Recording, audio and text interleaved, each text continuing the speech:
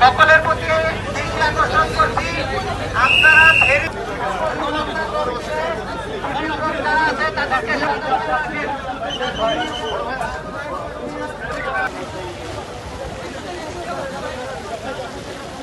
ঠিক আছে বড় ভাই। প্লিজ আপনাদের কাছে বিনীত অনুরোধ, প্লিজ আপনারা একটু আমাদের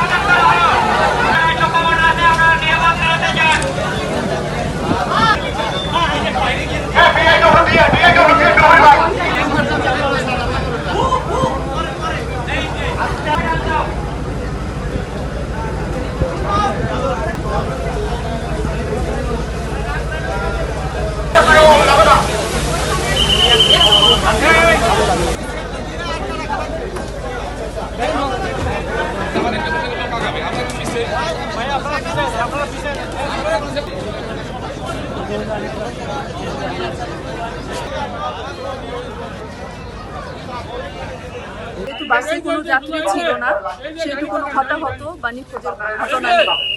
শুধু বাস চালক এবং হেল্পার এই দুজন আহত হয়েছেন সামান্য, তাদেরকে আমরা হাসপাতালে চিকিৎসাধীন রেখেছি এবং আমরা চেষ্টা করছি যাতে মালামালগুলো সুন্দরভাবে বুঝিয়ে দেওয়া যায় যাত্রীদের।